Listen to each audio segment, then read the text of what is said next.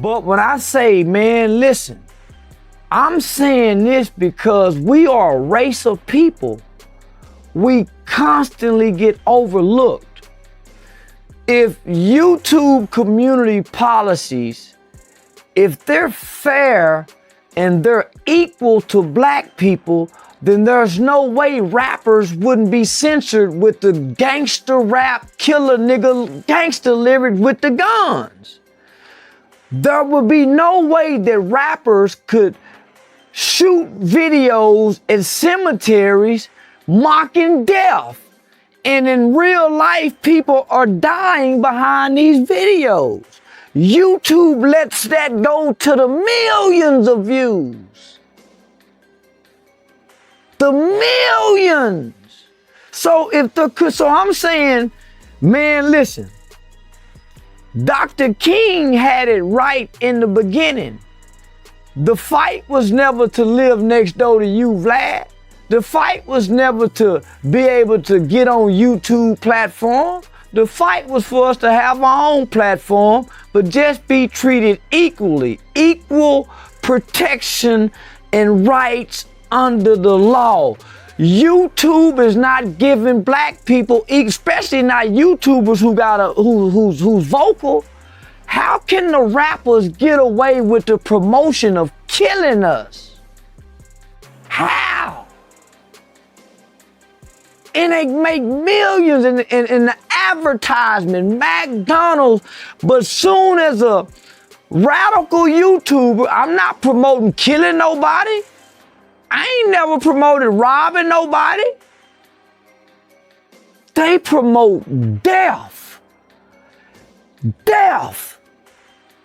Death. And that's it. How can that be with these community policies and guidelines? You know what I'm saying? You got the secret society putting molds in place and trying to dilute the culture with fancy. That's what they're trying to do. They're trying to push this into our youth, and they're doing a great job. They started out with some of they used some of the bigger acts to wear the dress first. Now the dress is like worldwide. You got people like Jaden Smith and them. You got a couple of football players with the dress on. You know what I mean? So, that's going from there to spandex. I mean, it's just, they culture vultures, man. They trying to steal the culture. They destroy and destroy the legacy. I mean, the agenda for homosexuality in our hip hop culture is to defeminize or the masculinity of the original man, so we could be subservient and submissive. It's easier this way. Then we won't have no problem making them slaves again. But first we gonna pacify them, and we gonna give them a black president. This one gonna really fuck them up. In Revelations, it said that when the Antichrist comes, it's gonna be somebody that we all agree upon. You know what I mean? This is how they incorporated Obama and Trump into these positions to stir up the masses. Somebody got to do it. You know what I mean? And we stir it up right now, but we don't have no direction yet. None of them is ain't nobody really standing up for it. Yeah, that's what I'm saying. What, in your opinion, what do we do? Because I be going on. We gotta start holding people accountable. That not only that, and we gotta stop fucking saying that. Yeah, fight the power. Give me that bag, and I'll leave that shit alone. Cause that's what I be seeing a lot of dudes do. Oh no, that's. Yeah, we got. But that's what's gonna happen though. When people start, they gonna be like, yo, we gonna have to silence Doggy. They already listen. But that's what I'm listen. They already trying. That's what I'm trying. Yeah. But that's what was happening. I'm not with it. When they, you know what I mean? What they do is this is what they do. And they know what they do with the artists is easy. They send the stylist at them first. Yeah. Yep. And if the stylist report back and be like, oh, he ready, then they invite you to the party. And that's when they be like, yo, look, when you go in here, it's gonna be some, you know what I mean? It's a nigga at the door. Okay, now look, what Ali Vase is doing to you right now, he's giving you the game of how these niggas be getting turned the fuck out. In this shit. Like They try to put this tight ass shirt on you, that's what they do. and if you wear the shirt, They like, oh, he ready. he with it. That's you telling them like, yeah, I'm ready. And then next thing you know, you get invited to the party where the greeting is the man squeezing your dick. Whoa! I'm telling you. Wow. Yeah. And I'm telling them like, yo, son, like, it's so crazy because I always tell them, like, my cousins would be like, yo, son, like, you that guy, like, you. I'm like, bro, I don't want it that bad. So, all right, let's keep it a buck. Did you actually see niggas get twisted to the other side? You go to that, you go to that party. Like, if you ain't turning around and you see everybody, you seeing everybody walk through the joint. I mean, the thuggish niggas. You see them walking, you like, you in the parking lot, like on your way out, like, yo, son, that shit crazy. Yeah. And they like, oh, I know. Yeah. I said, I'm just telling you, like. Nah, I mean, what he's saying is actual facts. So a lot of times when you see dudes come in the game, you be like, yo, how he got dug in so fast? He got dug in, literally. They be like, yo, how he do that? Yo, why he put him on? Yo, niggas be going to them party. Like, come on, shit be contractual. Like, why you? Just look. Why you think most? The only nigga that ever married his high school sweetheart was DMX. Yeah. Why you think? I mean, like, why you think they like? Do you think that's not normal? You get that bag. I don't care who you is. I don't care if the bitch did you dirty. Yeah. You get that bag. You fucking with something from the hood. Yeah, that's your day one. Yeah. You know what I'm saying? Like, because why you think that shit don't happen? Yeah. Cause all that other shit is contractual. Yeah, you sleep in this hotel, I sleep in that hotel, but when we come out, we together. Damn. That should be contractual, man. I wish one day I could tell y'all some of the shit that I seen and know, but I ain't gonna never do that shit because you know that shit is crazy. But I mean, no, it's crazy. But because it's a lot of dudes out here that go on the road, and you think they got all these wild groupie tales. Nah, they don't. They got niggas that's on the road with them. That's their wife, and it be dudes. They sleep in a room with dudes.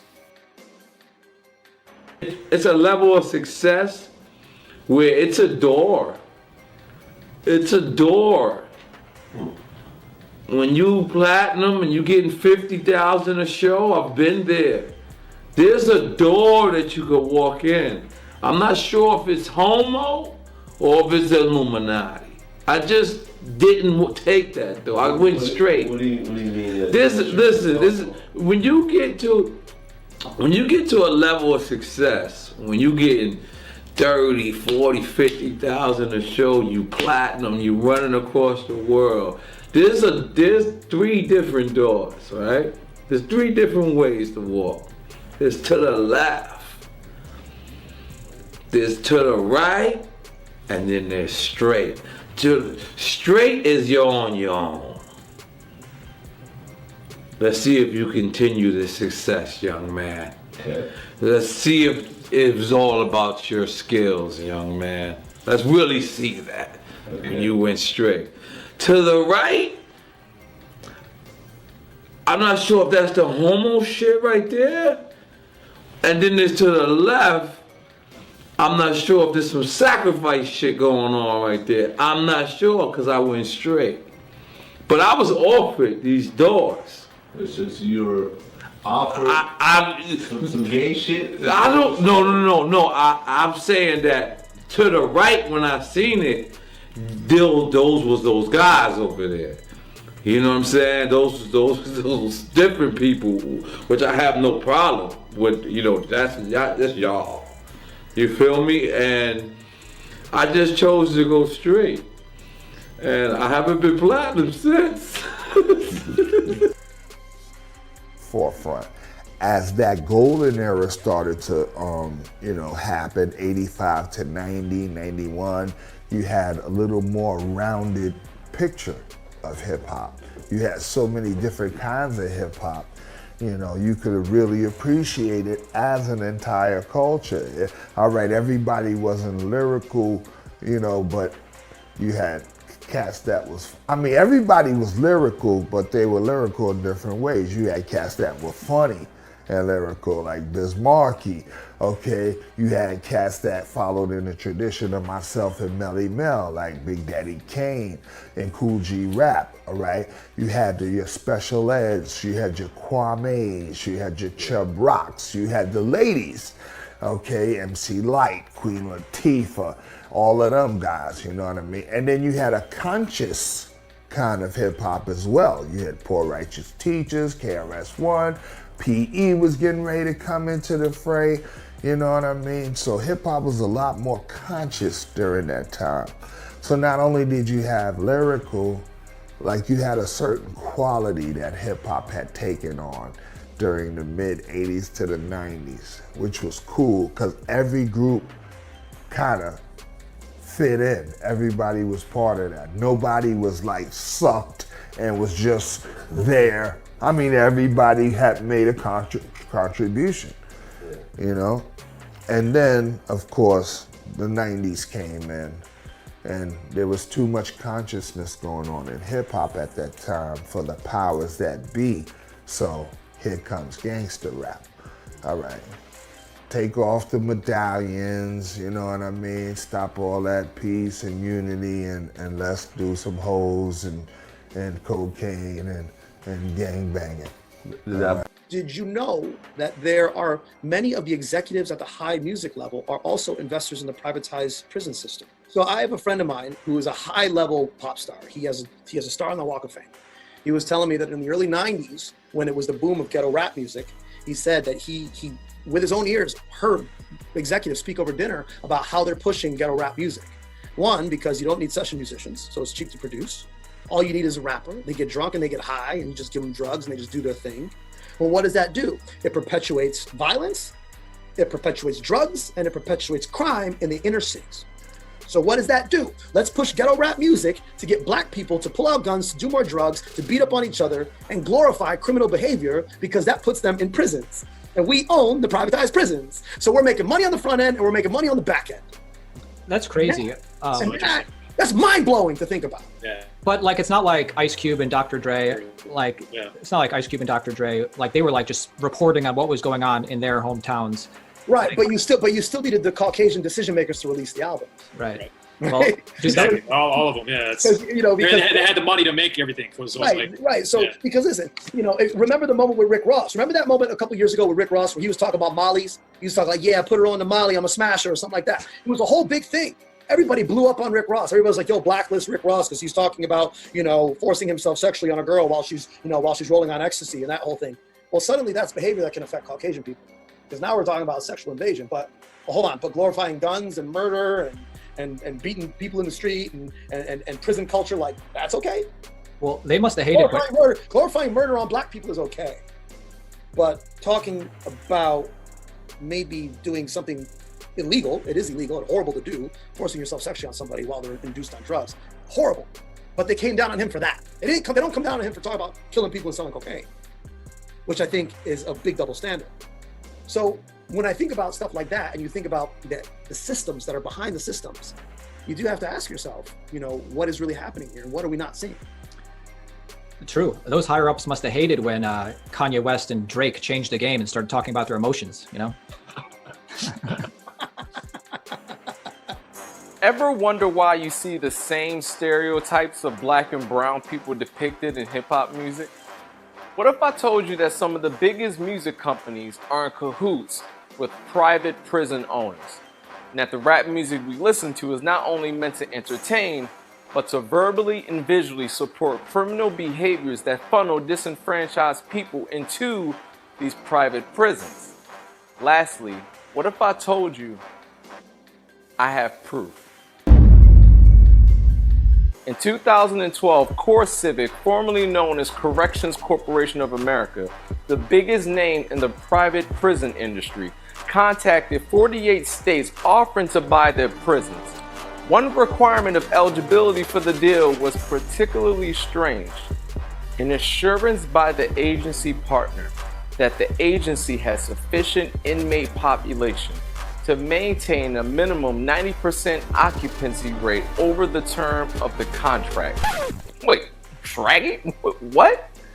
What kind of legal and ethical measures could be taken to ensure the maintenance of a 90% prison occupancy rate? Now let's work together to connect these things, because I'm sure you're a smart person. It won't be long. Let's do the work. In 2012, a mere 232 media executives were responsible for the intake of 277 million Americans, controlling all avenues necessary to manufacture any celebrity and spark any trend. Time Warner, as the owner of Warner Brothers Records, can not only sign an artist, but since they're also owners of Entertainment Weekly, they can also put an artist on the cover by next week. You think you choose what you listen to, but do you?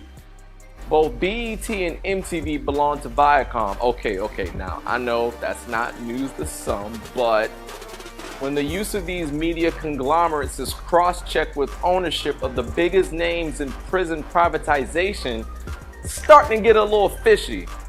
The largest holder in Core Civic, formerly Corrections Corp of America, is Vanguard Group Incorporated. Vanguard is the #1 largest holder in both Viacom and Time Warner. Vanguard is also the largest holder in the GEO Group, the second largest owner of private prisons in the US. The overlap in private prison / mass media ownership is disturbing. Let's make this clear. The people who own the media are the same people who own private prisons. The exact same people. They make money from getting so-and-so from the hood to glorify the life they live. And they don't care about the impact it has on others because money is the motive. Then when the music influences others in criminal behavior, they make money from all the impressionable low-income people of color that are expected to go inside their private prisons. You can research these companies yourself, by the way, it's not hidden. Shut the front door!